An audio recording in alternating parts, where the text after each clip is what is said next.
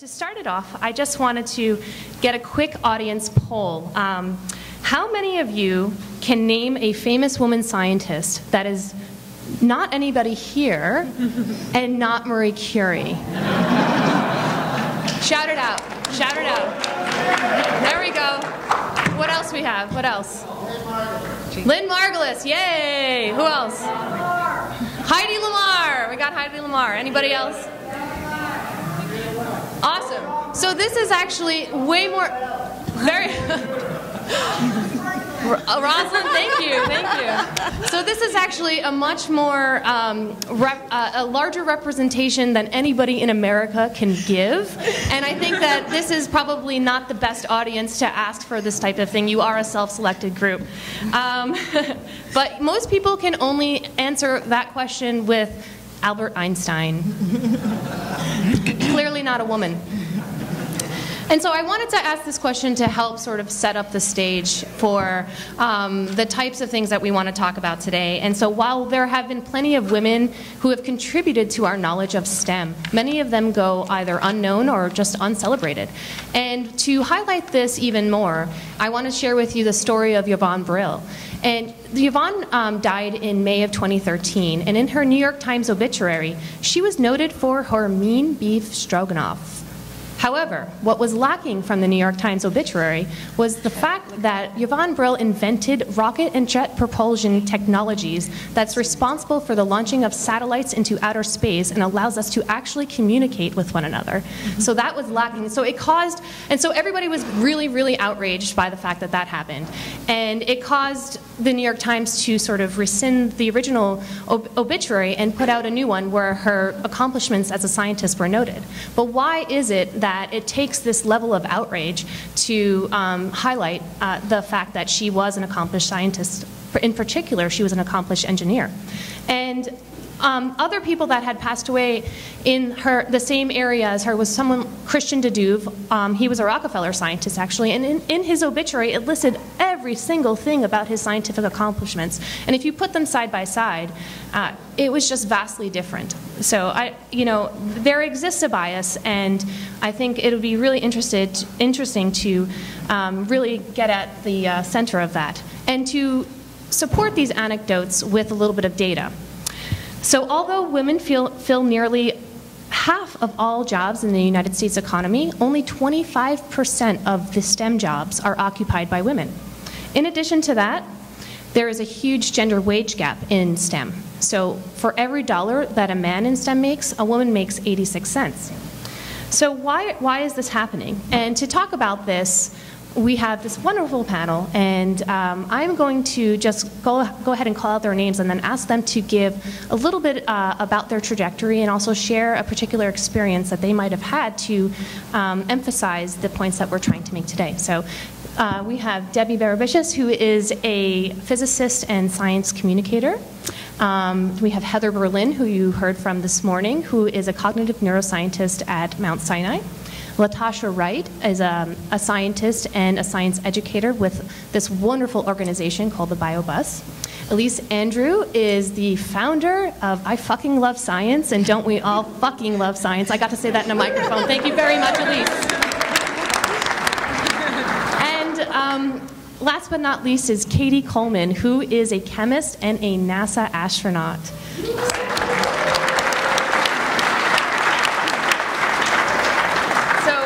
Debbie, why don't we start with you? Why don't you tell us a little bit about your trajectory and try to be succinct as possible so we can all go and also talk about all the awesome. Great things. So. Thank you for that great introduction, Jeannie. Can you guys hear me? Yes. Okay, my name is Debbie Berebichez, and I grew up in Mexico City in a fairly conservative community where I was discouraged from pursuing a career in the hard sciences. I was told by my mother and my teachers in school that a girl should not pick a career in math or physics. My mother, even a lovely lady, but she went ahead and told me that if I did not hide the fact that I liked mathematics, probably no boy would ever want to marry me or talk to me. And so I learned how to hide all that until college years came by, and I was forced by the environment and all that to start studying philosophy. because I really was not allowed, or it wasn't accepted to study physics. And so a few years after studying philosophy, I realized that my hunger for knowledge and my passion to understand the world through mathematics was not going to go away.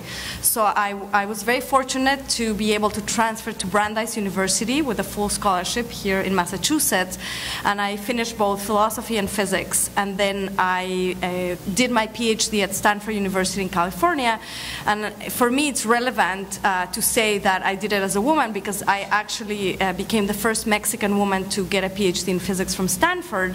And I say that as a statistics to show that not so long ago, even minority women are less represented than females in the sciences.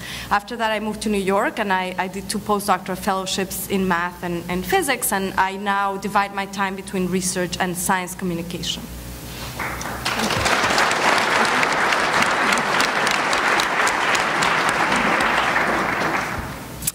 Let's see, so my interest in neuroscience actually began because of a fear of death. But I thought I was very young, I was 5, and I was very disturbed by the idea that I realized I was going to die, and I said to my father the next morning, is there any way I can just, even if I'm dead, can I still just keep my own thoughts?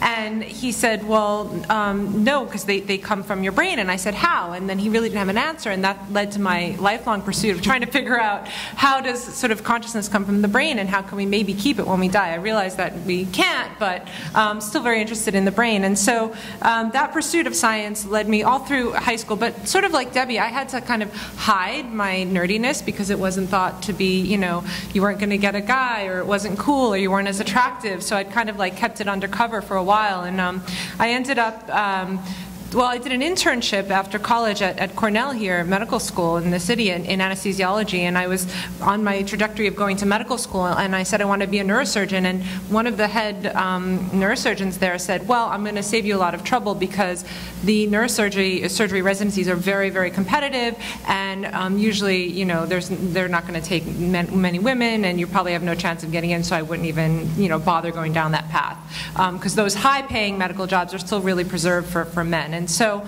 that, of course, made me want to even go into it more. But at the same time, I realized that for me, my passion of understanding the brain and the mind didn't lie in neurosurgery. It really lied in this field of cognitive neuroscience. So I decided to go for my PhD instead of medical school. And I also wasn't interested in all the rest of medicine. So that saved me a lot of studying every bone in the body and infectious diseases.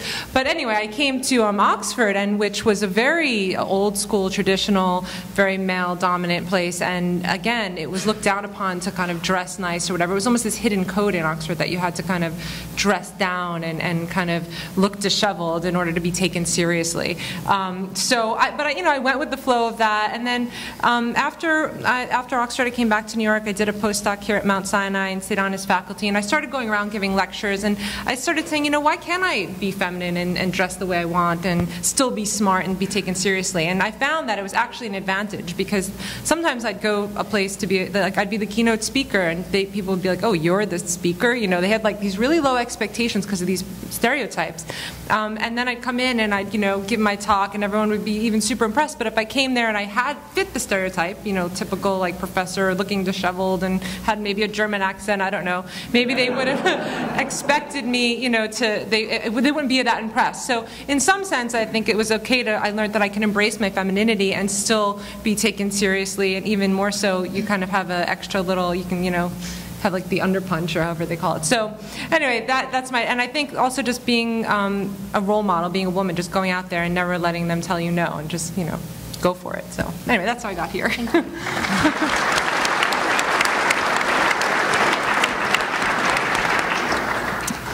Hello, everyone. I guess I'm from Mississippi. I'm the youngest of 5 kids. Sorry. We won't let anybody hear that. Yeah, that's right. And so I'm the youngest, and I'm the only girl. So I had 4 older brothers. And so I grew up as a tomboy, really. And I really like blowing things up. And so, and trying to find, and setting things on fire. Those are my passions in life. And so I became a chemistry major in college, basically because also I had this teacher who really influenced me in high school, and he was just quirky and crazy, and he let me set things on fire, and he encouraged my, blowing things up, even though I'm pretty sure that's not right right now. So I really thought that that's something that, he made science fun, and it really stuck with me that my high school teacher made science fun, and I really look back. I still am connected to him on Facebook right now. Every now and then I give him a little shout out. But then I went to college, and then in college I fell in love with research and doing research science, and then so that really made me so I gave up my chemistry and became a biologist, and then it was time for me to go to graduate school, and I got accepted to NYU, and everybody was like, "Don't move to New York, you'll be a Yankee." I sold my car and moved to New York, became kind of Yankee, and so then in graduate school, I was really active in getting outreach and trying to get other women and minorities to come to NYU, but I realized that it was kind of too late to try to get people interested in graduate school at the college level, because you kind of already know what you want to do by junior year, and it's kind of because people's attitudes you're already like, I hate science, and you've already kind of shut off your brain by the time you're in college, whether or not you're going to be a scientist. And so after doing that, after being I realized that was my passion, is to try to figure out what's wrong with this pipeline, and why are people, like when you meet a kindergartner, they love everything science, they want to touch everything, and they want to have all of this interaction, and what happens between kindergarten, first grade, and high school, and then you go into college and you just hate everything about science. And so after I finished all my postdocs, I found this organization called the BioBus, and what we do really is to try to change the attitudes of K through 12 students about science in general, their ideas about whether they can be scientists, and what a scientist actually looks like. And I've been with the organization for 3 years, and I've had so many great, so many things to say how wonderful it is. Like one time I had a dress on, and the second grader was like, "Scientists can wear dresses?" And I have tons of stories like that. But it's just to be able to change the ideas of kids and be able to let them, and it also helps me to remember why I love science, to be like and have that ooh ah moment. So anyway, that's enough talking.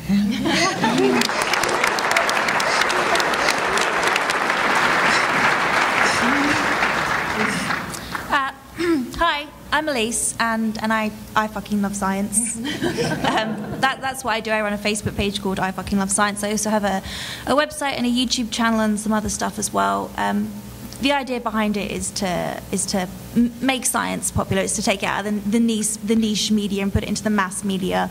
It's to get people excited about it, and people who maybe don't read journals and who don't follow a lot of scientists on Twitter, or who maybe wouldn't be introduced to this sort of stuff normally. It's using social media to try to introduce them to it. And I think I'm doing a pretty good job. I've got 12 million followers on Facebook, which is pretty cool. The page reaches 60 million people a week, which is also pretty cool.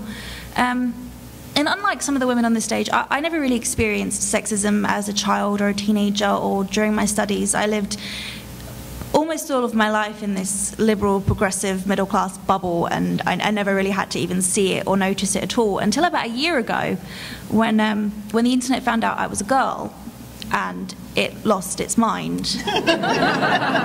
Because apparently that's a big deal. So it was last March, and I think the page had about 4.5 million followers at the time, and I'd never really talked about who I was, not deliberately, but because it didn't really cross my mind that anyone would care. And then I decided to get Twitter, and I put it on the page, and a post that I thought would get completely ignored got 10,000 comments, all of which were pretty much, "Oh my God, you're a woman." And I mean, seriously, 10,000 comments. I could probably even find the thread if I went back enough, but it was 10,000 comments of "Oh my God, you're a girl," or "You're a girl and you're cute," or "Science just got a little bit sexier," or "I'm so into science now. This is so great. This is so cool." There was, it was all very upbeat, very positive, but it still made me need a shower quite badly. It was quite disturbing. So that was that at first, and that was bad, but not too bad. I mostly laughed about it, and then the media picked it up. So I was in the Huffington Post, I was in National Geographic, I was in the Daily Mail. I don't know if you've heard of that here. Yeah, it was bad, really bad. I was in the Cosmopolitan Celebrity Blog section, which is just brilliant. And not because I'd done anything, but because the internet found out I was a girl. And at first they were just talking about the responses, and then some started to look into it a bit deeper, and it became a bit of a feminism issue, and people were talking about it. And I was kind of burying my head in the sand, trying my best not to talk about it, because I was so overwhelmed by the attention. I'd never had that sort of attention on me before. I'd never had anybody caring who I was, and suddenly I had dozens of journalists calling me every day. My inbox, I think I had 200, 300 emails from journalists looking for quotes and looking for talks, and I just buried my head in the sand and hoped it would go away. But it started a conversation about sexism and science, and then people started to get less friendly. And even though I hadn't really been involved in this conversation, suddenly it took this whole darker turn, which was really quite frightening for me. I started to get a lot of abuse. I started to get people sending me some very strange emails, calling me a feminazi, which wasn't even a word I'd even heard of. And it just all got very, very strange. I got people accusing me of hating men, which was really weird because I was in the middle of planning my own wedding at the time. I just got lots and lots of very strange emails. I got lots of abuse. There was a Facebook page set up which photoshopped my picture onto softcore porn images. That was great. Just loads and loads of stuff like this. It was all really, really, really awful, actually. And it's not an exaggeration to say it was the worst few weeks of my entire life. I hated every second of it, and it has definitely affected my career and how I've dealt with things since then, because I go out of my way to avoid anything that's going to put my face on anything that goes outside of my circle, I guess. Circles like this, places I feel a bit safer. National newspapers or television, it scares me now. It actually actively frightens me, and I kind of hate that about myself. I feel like I should be braver about it, and I should be out there fighting for women and that sort of thing, but actually I just want it all to go away. So yeah, that's been my experience. And there's been a lot of support, which is really, really great, but I was horrified by the reaction of women on the internet and some of the abuse some of them get. And it's not as bad today, but it's never really gone away since then. I still get a few emails a week. I still get, well, more than a few emails a week. I still get a couple of dozen emails a week like this that I've learned to ignore. And things still pop up every so often. And it is scary. For women on the internet, it is frightening. And I never knew that before, and it is scary. So that kind of blows. Sorry, bummer. Thank you. So that's my story.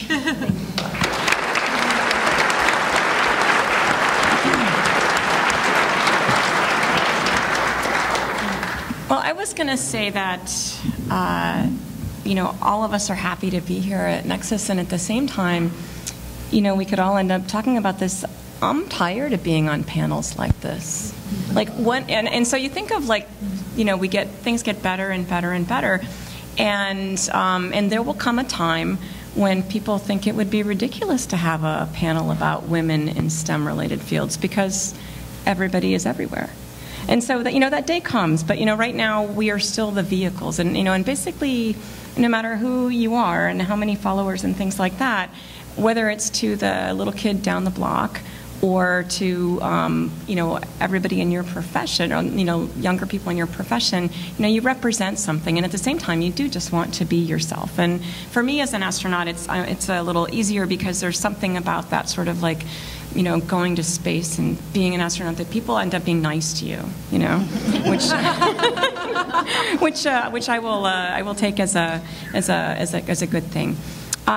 For me, to become an astronaut, it really, there was one specific event, which I've talked about before in other forums, which is that Sally Ride came and talked at MIT, and I saw her talk. This was right after her first flight, and she's the first American woman astronaut, of course.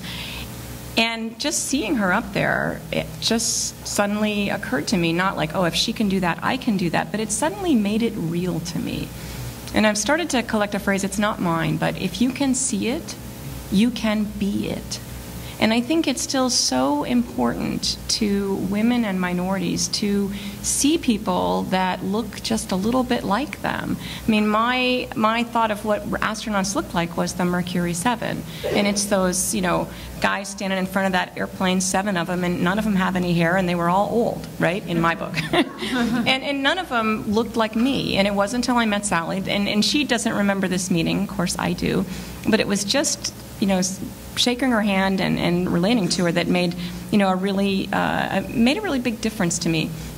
And I know I was actually very pleased. I mean, we talked about different steps and whether we've gotten anywhere, and there was a line in the ladies' room for this meeting at the break, right? So that was a very good thing.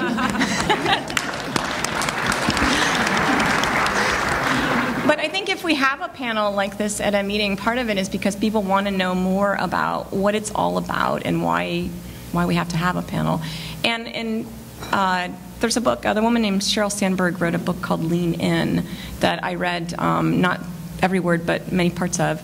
And one of the things that really spoke to me, one of the examples that she said was, being a woman in science or engineering or in a technical field, it's kind of like being in a marathon and running a marathon. And if you're a guy or a person that they kind of expect to see, so that might be a woman who looks like nerdy, right? I mean, which is okay too. We're all supposed to be allowed to be there. So if you look like what they expect, then if you're the marathon runner, what you're hearing is, go, go, you can do it, yes, do it. And if you're the one that they don't expect, you're hearing, wow, a marathon, how is that for you? It's Elise's experience. It's everybody's experience here. Where, you know, you walk in. I'll tell my Tonight Show story. That Eileen Collins is the first woman commander of the space shuttle. And I was on her crew, her first command, and so she was on the Tonight Show, and she brought me to the Tonight Show, and they sent us out to dinner afterwards. And Eileen didn't end up going, but I went with a few people from NASA. And at the end, I mean, they sent us this very fancy restaurant, and at the end of dinner, they came and they gave us a bill. And all the people were sort of looking like, and I said, you know, I think the Tonight Show was picking up this dinner. And the waiter looked at me and said, you know, they were going to send an astronaut, but he never showed up.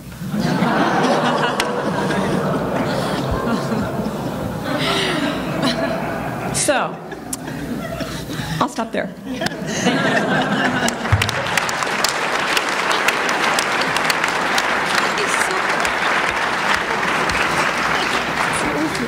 Thank you for sharing all those stories. I definitely think it's important to try to take this and not make it a complaint session and sort of rehashing all of the problems that we have had over the I guess, existence of humans. And so I really want to try to take the opportunity to talk about strategies and ways that we can implement new policies or even changes in behavior that will help overcome some of these barriers, both large and small. And to start the discussion going, I want to bring up the there was a recent paper that was published in a journal called PNAS. If you say it really fast, it's very funny. Sorry, I do have a pot of humor. And basically what they did was they took a resume for a lab tech, and everything on the resume was exactly the same. And they took, I think, like 50 copies of the resume and put a male name on it, and 50 copies of the same exact resume and put a female name on it. Both, like Jennifer, clearly a female, and maybe Mike, clearly a male. And then they distributed it to faculty at Princeton University, and they asked the faculty, both men and women, to rate the resume. And the male resume was overwhelmingly rated more highly than the female resume. So I think this was one of the great studies that shows that gender bias, even among male and female faculty members in this context, is certainly very real and very alive. And given that culture that we all share and that we're all involved in, I'm just wondering, what are some things that you think could be, what can we do as both men and women, as both citizens of Earth, and as both as people in STEM? What can we do to sort of shift that gender bias and help improve the culture for both men and women? Anybody can answer that. I think you have to just be. As a person who is one of those, people in an unusual position, I think you just have to be yourself. And even though some people will think that you represent all women, in fact, in the astronaut corps, it's funny. Basically, except for our hair color, we are interchangeable, and so, all of the brunette women are mistaken for each other, and so we're all just kind of interchangeable there. But to be yourself. To think about, I think, to be open to your own stereotypes. A story that I like to tell is my college best friend. We were both in a lab together, our first lab course at MIT, and I knew it was really important to have a really good lab partner. And I looked at this woman who was a transfer student from another school. So she must have been worse than us. And she was tall, blonde, and gorgeous, and she just didn't really look all that smart to me. And so I picked another lab partner. And she looked at me and she said, nobody that cute could actually be a really good chemist. And she picked another lab partner. And we ended up, actually, after a few weeks, being lab partners together. And she was a MacArthur Fellow. She did okay. I got a good job. But, it certainly made me think about what are my own kinds of biases. And then I think thinking about where they come from. And this is where everybody who's here, there's little places and big places where you can make a difference. There's a group that recently added, I think, 2,700 photos to the stock photo. There's some big, I forget the name, but the sort of supply of stock photos that are used in media and press everywhere, and added photos. What's that? Getty or iStock photos. Getty images, yes, thank you very much.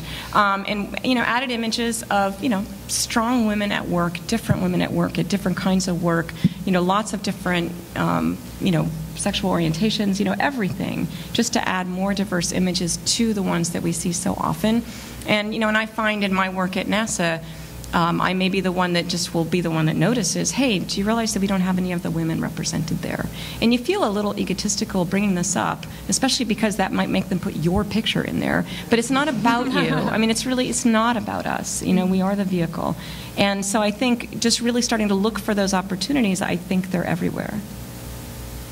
Well, I think it's important to note what you said about you noticing that woman thinking she was too cute to be in science. I think it's important to remember that we all do that. We all have these biases. None of us think we're sexist. None of us think we're racist. But we all have these biases. It's human nature, and we need to be aware of them.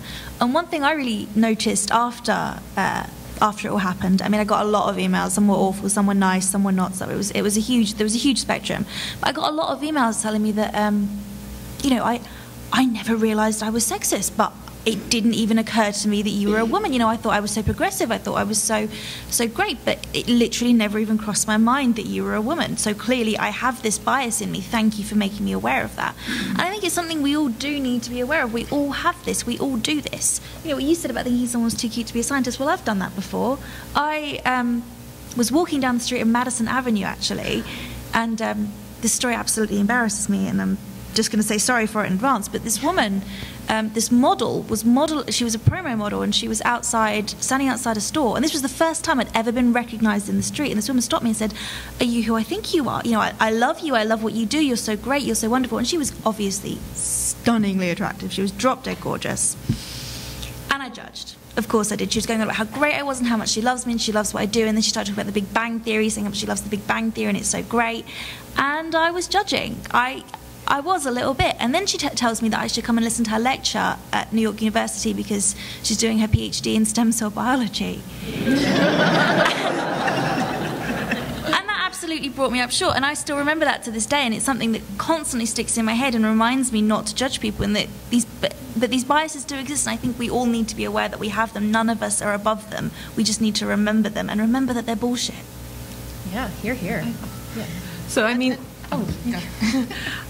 just in terms of, like how the brain works, and some of the things I mentioned before, most of these biases are unconscious. So if you take someone into a lab and you ask them, do you have this stereotype against women or against certain minorities, they'll claim explicitly, no, I don't. But then you can give them these implicit tasks, and sure enough, these stereotypes come out. So it's very hard to get.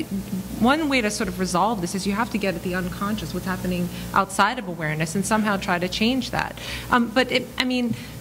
Like evolutionarily speaking, it makes sense that we have these heuristics for the brain. You can't remember each individual example of every case. You kind of make these generalizations, and that's just the way our brains are made. So women, I think, might have these underlying stereotypes and self-select themselves out of things like STEM. Like, there's studies that show that if you take women and they're about to take a math test and you give them a statement that says women tend to do worse in math, they actually will do worse on the test than if you give them no statement or a statement that says women tend to do very well in math. So there's these self-fulfilling biases. So I think one way is to, first of all, I think role models is a great way because just seeing people out there, and they don't have to be out there explicitly saying, oh, look, women, we need more women in science. So just be a woman scientist, be out there doing your thing, and just like you saw the astronaut who inspired you, or that just seeing her was enough. So that already changes people at the unconscious level. And I think that bringing it to conscious, like you're saying, bring your biases to awareness is one way. Knowing you have them is one thing, but still you have to, the brain is still going to make these calculations and make these sort of shortcuts. So seeing more women out there, having them be there will make the unconscious biases change. Because that's really what we need to get at. As much as you tell your conscious brain, even if it's an addiction, stop taking that drug, it's really you have to get at the underlying emotional aspect of it. And the other thing I wanted to say is that it's also okay to acknowledge that there are differences. There are differences between men and women, and that's okay too. And to create opportunities in the job market that embrace those differences. So, studies show that on average, not everyone, but on average, women can be higher in certain types of emotional intelligence. They find that boards that have women on them actually make better decisions, and we find that decisions even in the lab that are emotionally informed usually end up being better. So there are certain assets that women have that you can embrace in the workforce rather than trying to suppress your sort of womanly qualities. They should be sort of encouraged, and I think so. I don't think it's a bad thing to say that there are differences, and how can we better sort of work them into society in a sense that people really appreciate them rather than trying to suppress them and discourage them.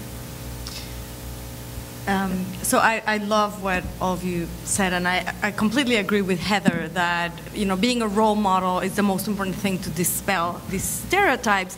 But I think being pragmatic, it shouldn't just end there. I think there are things that as a collective society we can do to improve the state of affairs for women, not only in STEM, but in other areas as well. And I think it's important to distinguish the absolute number, like 25% of women in STEM, versus the relative number to what women want and what their opportunities are. Because I think in absolute terms, there are many other female-dominated careers that people are not asking, why are there not more male nurses, or I don't know, or teachers or whatnot. It could just be that it's a selection bias and it just happens naturally to be that way.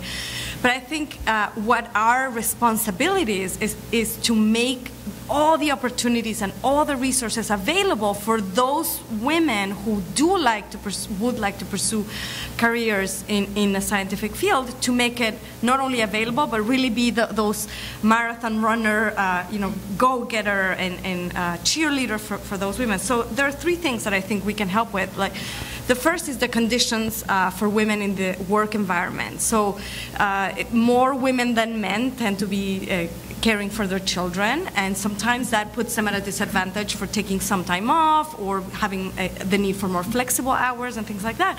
If women choose to bear children, they should have an equal opportunity to either be compensated for that, for the risk, so to speak, in economic terms of taking that time off, and other things that we could write policy to help women in that respect. Another thing is risk appetite. I think we tend, a lot of people here are parents, and we tend to educate unconsciously sometimes our girls to be less risk prone than our boys, and I think it's very important. I've seen this because there's a project that I'm a global ambassador for, and I really love this project. It's called Technovation Challenge. And during 12 weeks, we take high school girls from underserved communities and we teach them 3 things: how to code science-based mobile applications, how to create a business model around them, because we believe economics and for girls to be financially independent is super important too, and then how to pitch their ideas in front of investors. And what I've seen in working with maybe hundreds of girls in the past 4 years is that they tend to be, they give one step forward, but then immediately they question themselves a lot. So I think it's very important to also educate our daughters and the next generation of females to know that it's okay to take risks and that they should learn how to bargain for better and improved conditions in salaries, in positions, as faculty, etc., because of what they're doing, and really get their values worth. I just want to add one little thing to that. I agree with everything that everyone said. I see kids from kindergarten to 12th grade, and so I see what happens, and there's a shift, I think. When you have all kindergartners, they're all pushing, and they're trying to learn, you're trying to teach them how to be human beings, right? And right, and the boys are like pushing, but the girls are pushing too, and then you're like, okay, we're all gonna take a chance, but it's like after a while socialization takes part, and like about 3rd grade, the boys are still like rowdy and the girls are like trying to be pristine and like sitting and not pushing in the way, and it's because, and then they consciously separate the girls and the boys line, the girls line and the boys line, and it's I think that's social. It's a social thing that we need to say. It's okay for the girl to be pushy. It's okay for. It's like when you see a girl being, she's either bossy or and the guy is assertive. A leader. He's a leader, and those are unconscious things that we're really starting them at 8 years old, and we're saying, oh, the boy he's gonna be a doctor one day. Look at this girl, she's so bossy, she's gonna be a mean girl. And and even I sometimes think, oh, that's gonna be a mean girl, and she does like that, but those are things that go, that's okay, so she's a mean girl, but she could still be a scientist. And it's still, so we have to think that this is something that is going to go, and this is going to carry on throughout their life. And it's when they're in high school, will they be the one that pushes that boundary or not? So I think it's something that we all should, whenever we really interact with children, we should think about that. Just real quickly, March was a month where the Makers Women organization mounted a campaign to eliminate the use of the word bossy. Yeah. As it applies to women, and actually, if you Google bossy and Pantene, like the shampoo company, it's an advertisement that will definitely wake you up. Mm-hmm. Yeah, that's a great. I do show that advertisement to the. I tried to talk about women in science to high school communities, and that's one of the examples that I tried to show them to highlight. These types of categorizations that women or girls and boys are being placed in. And so I would like to sort of take that and this idea that women or girls are often categorized differently than boys in a way that's maybe detrimental to the girl. And so I wanted to take that and segue into the societal cues and the role of the media, the role that the media plays in generating these sort of standards for males and females. And, why do you think that there are very few? I know Debbie and Heather, you guys have both been, on television shows, and I think Elise, you will be on, so, but really right now our savior for science is a man, and, why is it always, the Carl Sagans, the Neil deGrasse Tysons, the Bill Nye the Science Guy. I mean, all wonderful and fantastic human beings, but never seems to be room for a woman to be playing these roles. The media isn't always that friendly to women. Yeah. And this is something this is not particular to STEM, by the way. No, absolutely not. God, no. And it's funny you mentioned the TV show. I am talking to the Science Channel at the moment about a television show. We're hoping to have it out later this year. And confession, they wanted me to host. And I said, no way. That sounds like the worst idea I've ever heard. I don't want to do that. And I am quite ashamed of that decision, because I did have an opportunity to be a role model and to do all these things that we're talking about that we need. And I didn't want to. And I think there are probably a lot of women out there that feel the same way, especially if they've spent years training to be a PhD or they're hugely qualified, and then the level of abuse or the level of attention that they would get by being on television, being a role model, as we talk about it in the popular media, it can be very hard to deal with. And women have to deal with things that men just don't. And I can see why a lot of women would just not want to deal with that. Well, even if it's just not what's your passion. I think that all of us are going to, move the mark forward by doing what we really love. And I think none of us should feel compelled, because we are a vehicle, to do things that are, not exactly that But it is what I love. It is what I love. Outreach is what gets me hugely excited. Talking to people about science and getting people excited about science, that's what I love doing.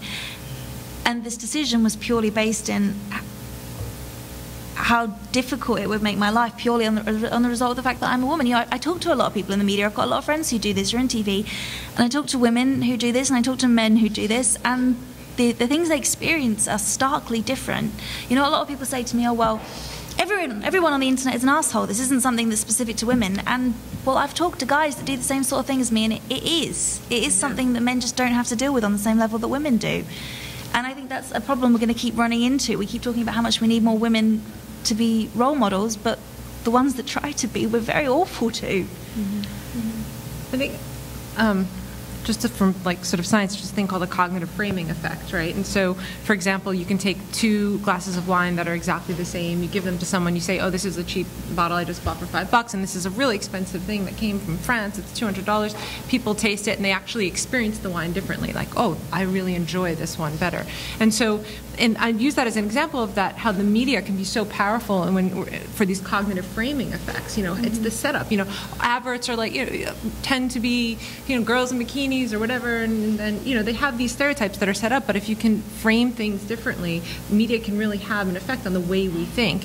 But again, as I said, there are inherent differences in men and women, even just from children. At a certain point, testosterone kicks in boys, and boys do tend to be more extroverted. Girls, on average, tend to be a little bit more introverted. Even just, I go to conferences, girls tend to stick more towards being at the podium, and I do it myself, and then guys come and they own the stage and they walk around, and it gives this sense of some kind of power or authority, whereas what they're actually saying might not be any more intelligent than what the woman is saying, but it's this attitude and behavior. So I think it's important to acknowledge these differences, but frame it in a way so being introverted or being a little bit less out in your face is also okay too, and should be encouraged, and has other positive qualities to that as well.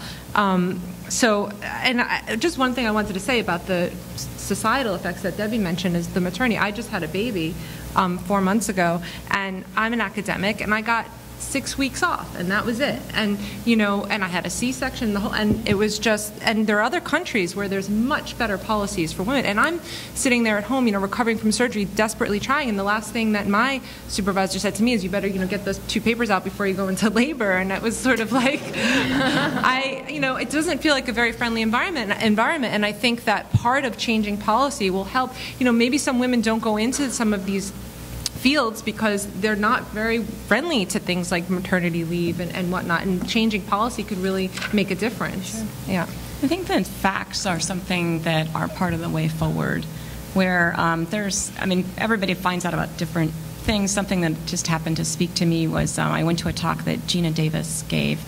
She's an actress, and she has an organization called the Institute for Gender in the Media. Mm-hmm. And at this talk, she gave statistics like in your average crowd scene, there will be 17% women.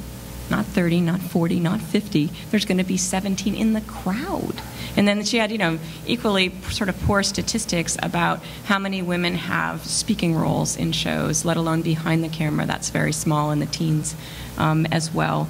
And that women in G-rated shows had the same sort of clothing standard and the way they acted as they did in R-rating shows, whereas that was not true for the guys, right? Mm-hmm. So all these kinds of things, and she's working with Google to basically be able to automate some of this data collection, because I think when you want to change things, data speaks and you need it. Absolutely. And so that's one of the ways that I think all of us can, think about things that we do and start counting. Mm-hmm. Well, maybe we can implement the Bechdel test for STEM, and I think there's been some allusion to that through the Finkbeiner test when people are writing about women in STEM.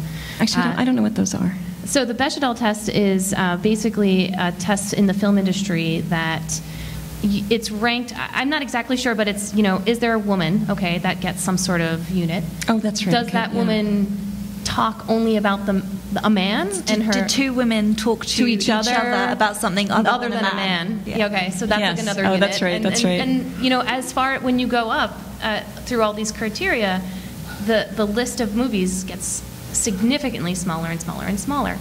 And so then so someone took that and decided to make a Finkbeiner test based on the Bechdel test about writing about women in STEM, where you do not mention, her family life, the fact that she is actually a woman, because you know what, there's nothing extraordinary about a woman doing science.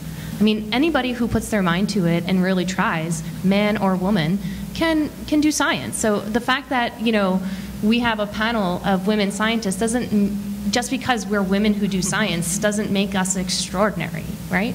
So, just not pointing out that there are women who are doing it. And a couple of other lists. You can Google Finkbeiner test and you can get the whole list. But I think if we kind of keep those types of criteria in mind, it would be quite valuable in how we present women in STEM or just people in STEM in general. But now I think it would be great if we can somehow invite you guys to address the panel if there's any questions that you have regarding women in STEM. I think there should be a mic somewhere. If not, just stand up and shout. Yeah. If you do. We'll just read the questions. Yeah. So Hai-Ting has a...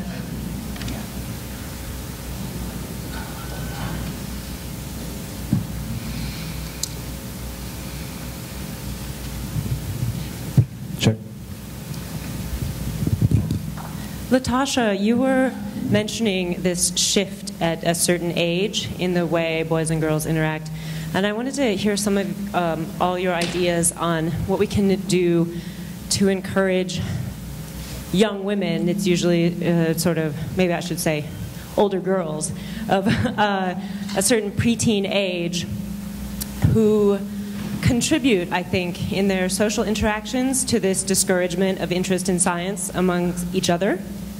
And I want to know if any of you have ideas on how we as adults can try to influence those interactions, hard as it is to influence girls of that age deliberately in any way. Whether you have any ideas on that. Well, I think that from my perspective that elementary is everybody loves science in elementary because it's more hands-on and they're doing experiments and the teachers are just interested in getting the kids involved because they're so active. And then when you get more middle school, it's more cerebral, more books, and you're just kind of reading. And somehow science then becomes just on the page and not something that's exciting and that we do. And so I think that what we need to do is really change the attitudes about science is not just in the book. It's not just adding water and potions and stuff. I think it's actually life, and it's things that to be able to look at life and understand how things are. And so we need to try to find ways for all of the girls to really go to summer programs where or just change the, I guess, curriculum so that it's more hands-on. And I think the change, and also we also need to think as like educators, we shouldn't, I've actually had a teacher tell me that, you know, boys are better at science than girls. And I was pretty taken aback by that, because I'm like, and it was a woman that said that. And I'm like, I think I was like, that's not true, because I'm a scientist, and, you know, I think it's just the way that things are presented.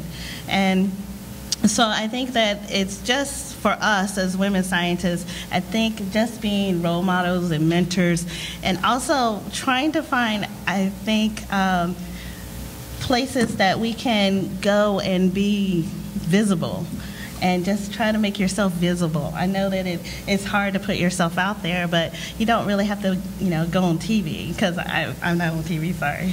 But still, you know, we saw 20,000 kids last year on the bio bus, so I still made some type of impact, even though I wasn't on TV. You know? Can I also add to that? I had about 30 kids in my lab just 2 days ago, and I was teaching them about mitochondrial genetics, and we were doing PCR. I had them isolate their own mitochondrial DNA, and they did all this really cool stuff. But then the teacher who was there with them as their chaperone, you know, a girl like tossed one of the pipettes over to me, you know, because we were just sharing a bunch of pipettes, and he's like, "Oh, you throw like a girl," and I'm like, "That means you're throwing awesome," you know. I mean, I didn't know how to respond to that in a way that was constructive without really pointing to the teacher, but like, dude, you just said the wrong thing in front of the wrong person, you know. But I think comments like that, we all have to be a little bit. I think we have to be conscientious that those types of subtle comments that might have been told to us a million times, and that I probably said to like my brother when I was a kid because I didn't know any better, but they really are powerful and impactful. So. I just want to quickly add that a few years ago I noticed that every textbook I ever used in physics was written by an older than 60 white-year-old male or Indian. And that was it, really. If you look at colleges, everything, quantum mechanics, statistics, mechanical, everything is written by males. So I started to write a proposal for a book, and I called it The Physics of High Heels and Other Cool Science. And my goal was to change the examples, because we can learn about forces, Newtonian mechanics, and we can learn about statistics from the kitchen, from high heels, from makeup, and not to say that, you know, females should only be in the kitchen, but these are examples that a lot of females encounter, and why not bring the physics into everyday life? And as I shopped around the proposal to many publishing houses, they said, "Oh, it's an interesting idea, but I don't think girls are really going to buy it," and it was declined. So you should put that on Kickstarter, because I know someone who might promote it. Well, and also,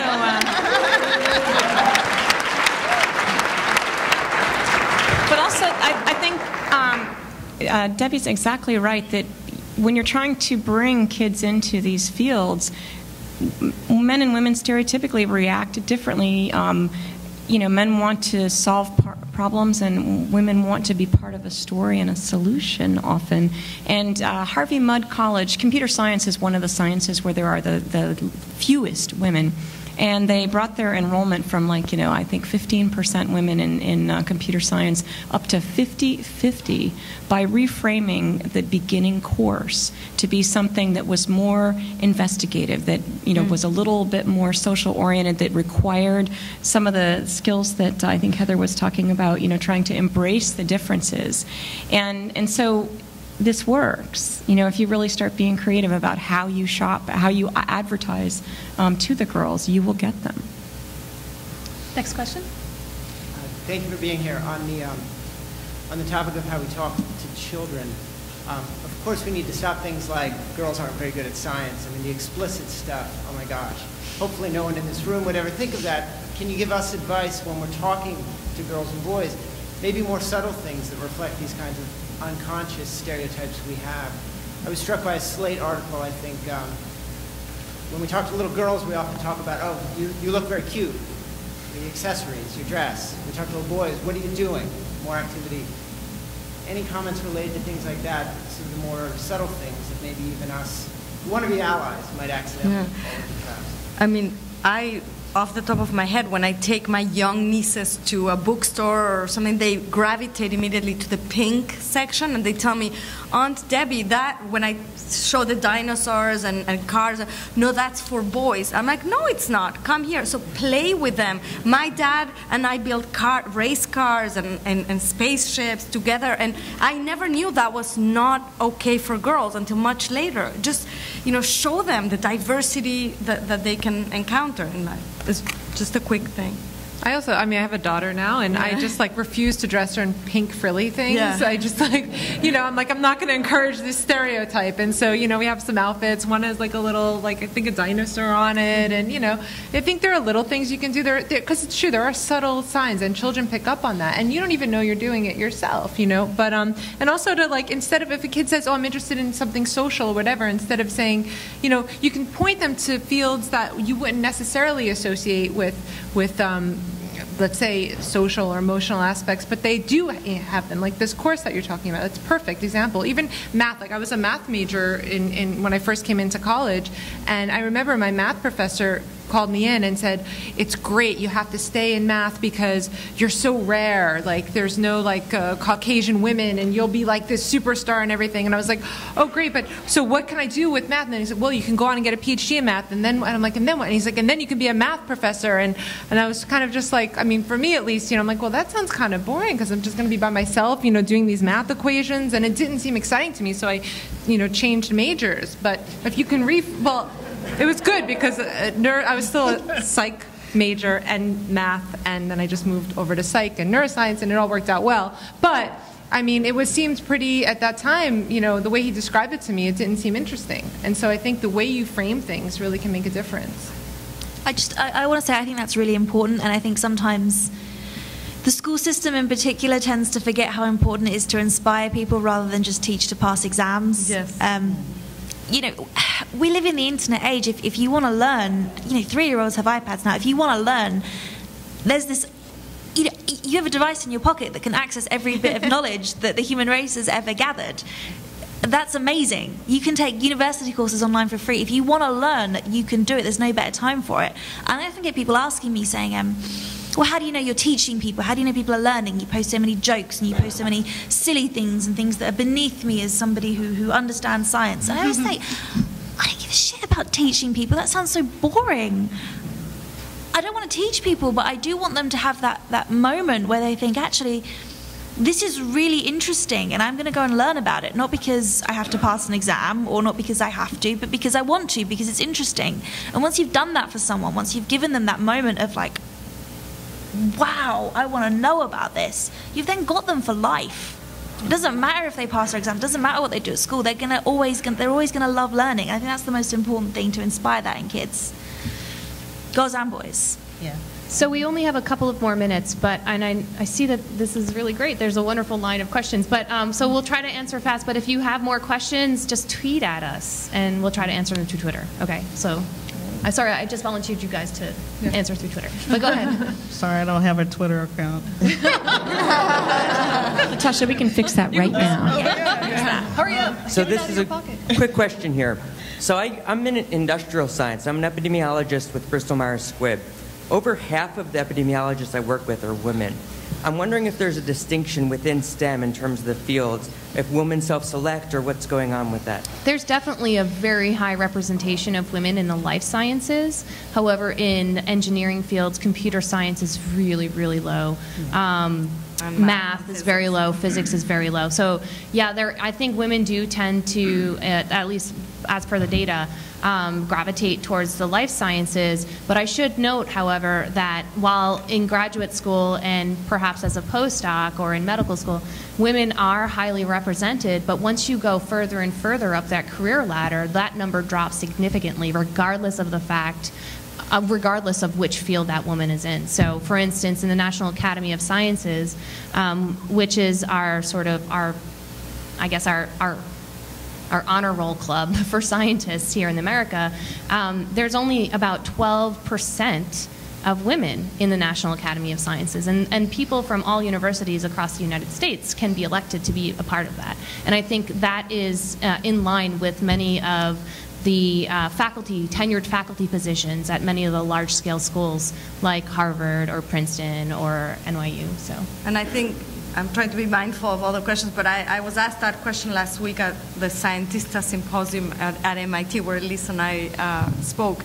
And my answer to that was that as girls, the inclination is to love pictures. So biology is a lot about beautiful, complex pictures and memorizing things, and it's about life. So it's more accepted, and that's why I really stress the fact that sometimes the more isolated careers, such as theoretical math and physics, you should also create fun examples that have to do with that, so that girls can also see that those are exciting things to do. Yeah, there's websites like Scratch, for instance, that have really interesting games. There's apps that can help any kid learn how to code, Codable. So I think trying to expose kids earlier, I know this is not exactly answering your question, this is a little bit of a tangent, but trying to expose kids earlier to these languages of computer science and to these ideas of logic, not necessarily to breed a computer scientist, but at least allow them to be mindful that these things exist. And so I always say to my kids, I have 2 daughters, and I want them to learn a language, and that language is going to be Python. So,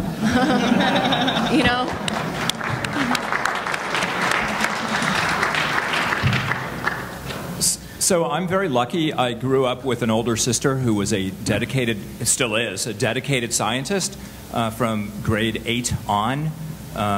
She went to Harvard, and she was just blitzkrieg smart all the way along, and was completely unfazed. And got a PhD, and she now is at Scripps, running a third of the institute. So when I grew up, it was perfectly normal. I mean, that's what older sisters do when they're smart. They become scientists. And I never had any doubt. And I feel like if it was just treated as more normal, and just completely normalize it, of course there's women in science, that's normal. Then it would become so much more common and so much more accepted. Think of Dick Cheney, who now champions marriage equality now that he has a daughter who's gay and wants to marry another woman. You would think that would never happen, but I think once people experience it in their own lives, or once it becomes normal and part of what we live with, it's normal. So I'm wondering, Latasha, I appreciate your comments that got to be out there. What are the good strategies that can be pursued to just simply normalize the concept of women in science? I think that I keep saying this, but I think that volunteering, just volunteering, I know that everybody's really busy, but every nonprofit needs a volunteer.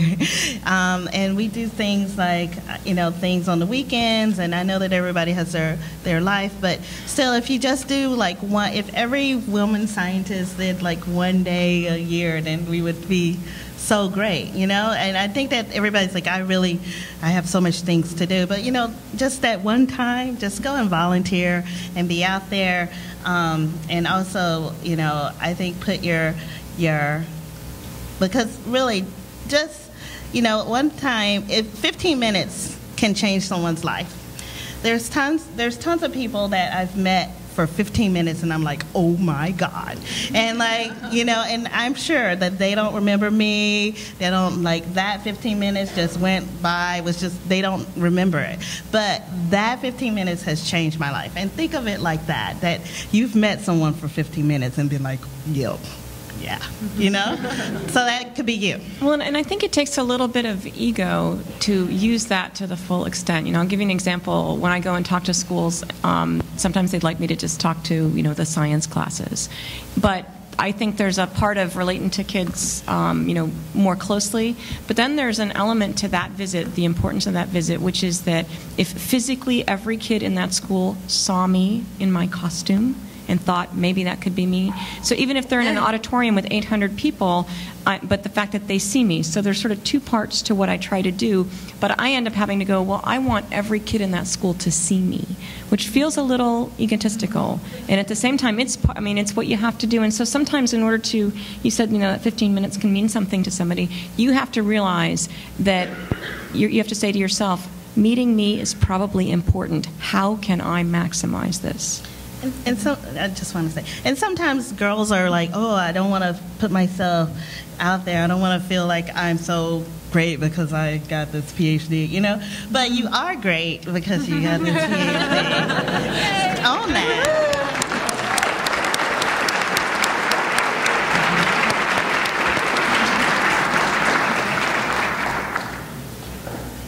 All right, I think we are out of time. So thank you all for your wonderful insight and for taking the time to volunteer to be on this panel and talk about women in STEM. And thank you all for listening and participating in the questions.